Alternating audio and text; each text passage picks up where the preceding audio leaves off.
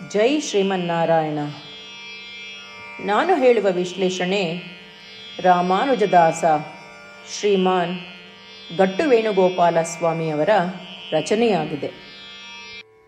14ನೇ ಅಧ್ಯಾಯ ಗುಣತ್ರಯ ವಿಭಾಗ ಯೋಗ. 14ನೇ ಶ್ಲೋಕ.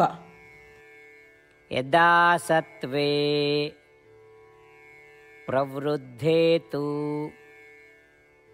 ಪ್ರಳಯಂ ಯಾತಿ ದೇಹಭೃತ್ ತದೋತ್ತಮವಿದಾಂ ಲೋಕಾನ್ ಅಮಲಾನ್ ಪ್ರತಿಪದ್ಯತೆ. ಓಂ.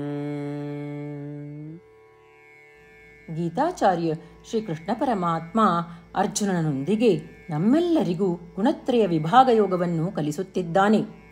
ಪರಮಾತ್ಮ ಹೇಳುತ್ತಿದ್ದಾನೆ, ಅರ್ಜುನ, ಸತ್ವಗುಣವು ಪ್ರಧಾನವಾಗಿರುವಾಗ ಆತ್ಮವು ಭೌತಿಕ ದೇಹವನ್ನು ತೊರೆದರೆ ಆ ಆತ್ಮವು ಆತ್ಮ ಮತ್ತು ಪರಮಾತ್ಮಗಳ ಜ್ಞಾನವನ್ನು ಹೊಂದಿರುವ ಜ್ಞಾನಿಗಳ ಶುದ್ಧ ನಿವಾಸವನ್ನು ಪಡೆಯುತ್ತದೆ.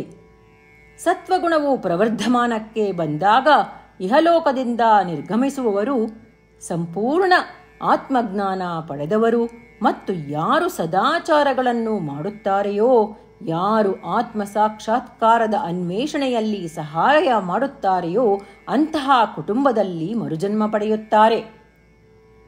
ಇದನ್ನು ಹೇಳುವ ಮೂಲಕ ಶ್ರೀಕೃಷ್ಣ ಪರಮಾತ್ಮನು ಸತ್ವಗುಣವು ಪ್ರಬಲವಾದಾಗ ಗತಿಸಿದವರ ಭವಿಷ್ಯವನ್ನು ವಿವರಿಸುತ್ತಿದ್ದಾನೆ.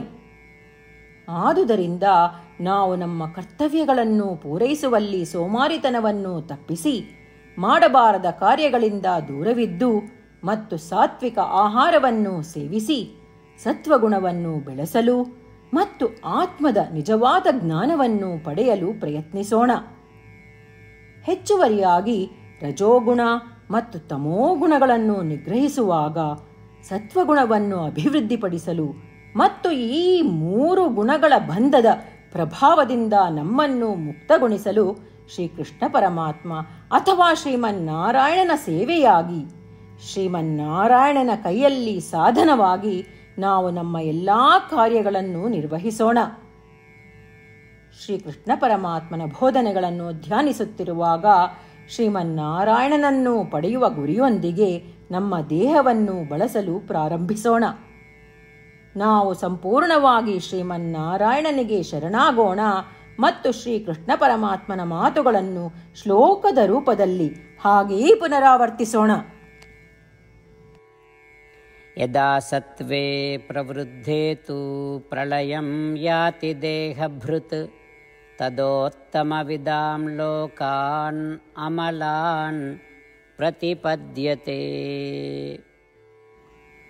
ಗೀತೆಯ ಸತ್ವ ಮತ್ತು 8 ಭಾಷೆಗಳು. ಶ್ರೀಕೃಷ್ಣ ಪರಮಾತ್ಮ ಉಪದೇಶಿಸಿರುವ ಶ್ರೀಮದ್ ಭಗವದ್ಗೀತೆಯ ಪೂರ್ಣಸತ್ವ. ಅಧ್ಯಾಯ 18, 65ರಿಂದ 70 ಶ್ಲೋಕಗಳಲ್ಲಿ 8 ಕಾರ್ಯಗಳನ್ನು ಮಾಡಬೇಕಾಗಿದೆ.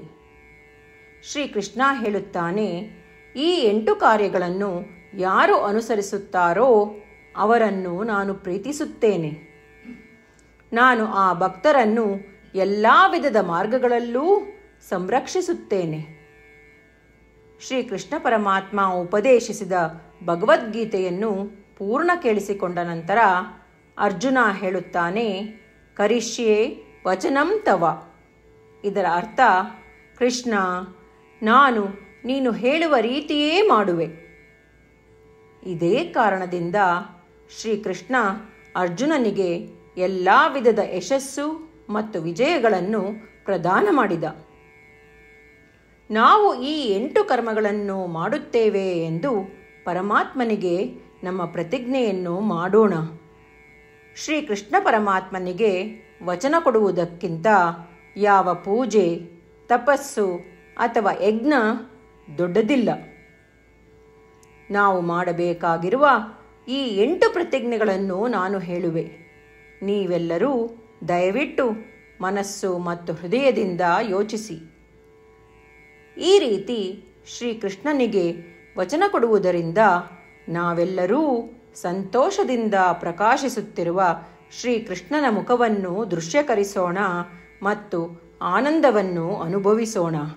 ಜೈ ಶ್ರೀಮನ್ನಾರಾಯಣ. ಇವುಗಳೇ ನಮ್ಮ 8 ಪ್ರತಿಜ್ಞೆಗಳು. ನಮ್ಮ ಮೊದಲನೇ ಪ್ರತಿಜ್ಞೆ, ಹೇ ಶ್ರೀಮನ್ನಾರಾಯಣ, ನೀನು ಸೂಚಿಸಿರುವ ಹಾಗೆ ನಾನು ಸದಾ ನಿನ್ನ ಧ್ಯಾನ ಮತ್ತು ಚಿಂತನೆ ಮಾಡುವೆ. ನಮ್ಮ ಎರಡನೇ ಪ್ರತಿಜ್ಞೆ, ಹೇ ಶ್ರೀಮನ್ನಾರಾಯಣ, ನೀನು ಸಲಹೆ ನೀಡಿರುವ ಹಾಗೆ ನಾನು ಸದಾ ನಿನ್ನ ಭಕ್ತನಾಗಿರುವೆ.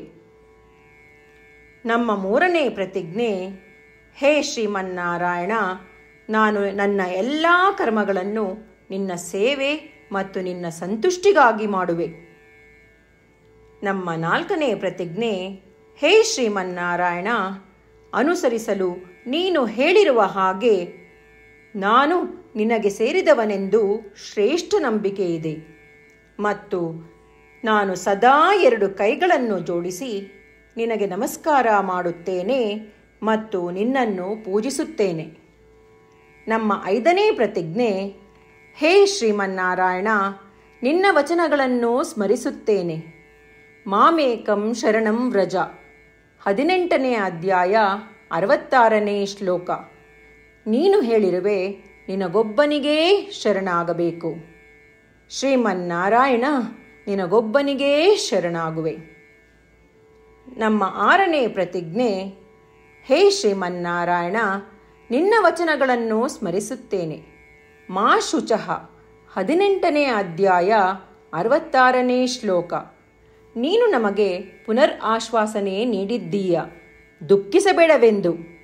ನಾನು ಎಂದಿಗೂ ದುಃಖಿಸುವುದಿಲ್ಲ.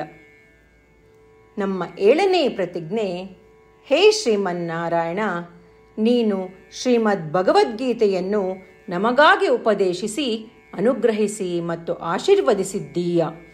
ನಾನು ಕನಿಷ್ಠ 1 ಶ್ಲೋಕವನ್ನು ದಿನಾ ಪಠಿಸುವೆ ಅಥವಾ ಕೇಳಿಸಿಕೊಳ್ಳುವೆ ಎಂದು ನಾನು ಪ್ರತಿಜ್ಞೆ ಮಾಡುವೆ. ನಮ್ಮ 8ನೇ ಪ್ರತಿಜ್ಞೆ, ಹೇ ಶ್ರೀಮನ್ನಾರಾಯಣ, ನೀನು ಮನುಷ್ಯ ಸಮುದಾಯಕ್ಕೆ ಗೀತೆ ಉಪದೇಶಿಸಿದೆ.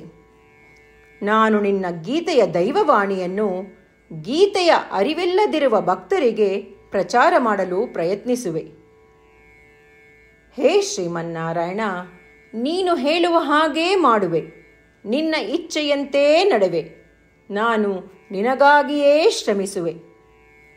ಶ್ರೀಮನ್ನಾರಾಯಣನಿಗೆ ದಿನಪ್ರತಿದಿನವೂ ನಾವು ನೀನು ಹೇಳಿದ ಹಾಗೇ ಮಾಡುವೆವು ಎಂದು ಮಾತು ಕೊಡುವುದೇ ಶ್ರೇಷ್ಠ ಪೂಜೆ.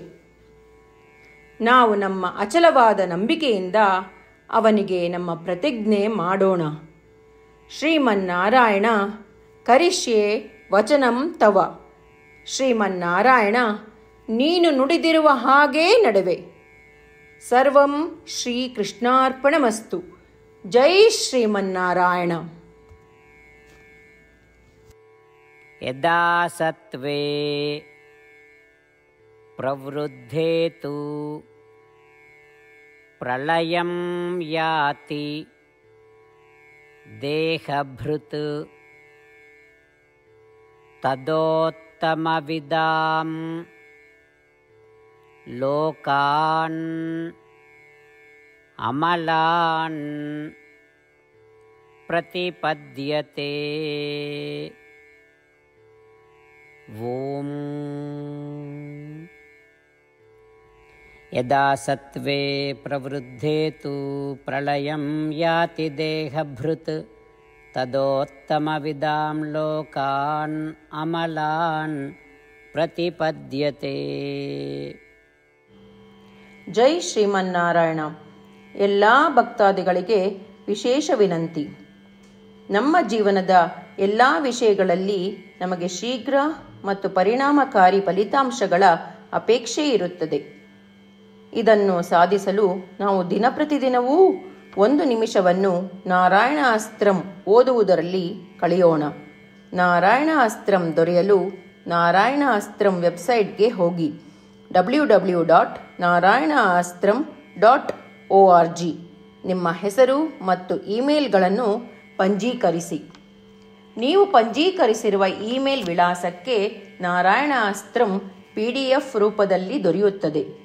ಈ PDFನಲ್ಲಿ ಒಂದು ರಾಮಾಯಣ ಶ್ಲೋಕ, ಒಂದು ಗೀತಾ ಶ್ಲೋಕ ಮತ್ತು ವಿಷ್ಣುನಾಮ ಇರುತ್ತದೆ. ಈ 3 ಮಿಶ್ರಣವೇ ನಾರಾಯಣ ಅಸ್ತ್ರಂ. ಪ್ರತಿಯೊಬ್ಬರೂ ಈ ಶ್ಲೋಕಗಳ ವಿಭಿನ್ನ ಸಂಯೋಜನೆ ಪಡೆಯುತ್ತಾರೆ. ಯಾವಾಗ ಪ್ರತಿಯೊಬ್ಬರೂ ಪ್ರತಿದಿನವೂ ಅವರ ನಾರಾಯಣ ಅಸ್ತ್ರವನ್ನು 24,000 ಭಕ್ತಾದಿಗಳೊಡನೆ ಓದಿ ಅಥವಾ ಕೇಳಿಸಿಕೊಳ್ಳುತ್ತಾರೋ, ಒಂದು ಸುತ್ತಿನ ಸಂಪೂರ್ಣ ರಾಮಾಯಣ ಪಾರಾಯಣ, 33 ಸುತ್ತು ಶ್ರೀಮದ್ ಭಗವದ್ಗೀತಾ ಪಾರಾಯಣ, 24 ಸುತ್ತು ಶ್ರೀ ವಿಷ್ಣು ಸಹಸ್ರನಾಮ ಸ್ತೋತ್ರ ಪಾರಾಯಣ ಪ್ರತಿದಿನವೂ ಪೂರ್ತಿಗೊಳ್ಳುತ್ತದೆ. ಪ್ರತಿದಿನವೂ ಈ ರೀತಿ ಮಾಡುವುದರಿಂದ ಗಮನಾರ್ಹ ಮತ್ತು ಅಸಾಧಾರಣ ಫಲಿತಾಂಶ ಹೊರಬರುತ್ತದೆ. ಅದೇ ಕಾರಣಕ್ಕಾಗಿ ನೀವು ಮತ್ತು ನಿಮ್ಮ ಕುಟುಂಬ ಸದಸ್ಯರು ಶೀಘ್ರವೇ ನಿಮ್ಮ ನಾರಾಯಣ ಅಸ್ತ್ರವನ್ನು ಪಡೆಯಿರಿ. ಜೈ ಶ್ರೀಮನ್ನಾರಾಯಣ.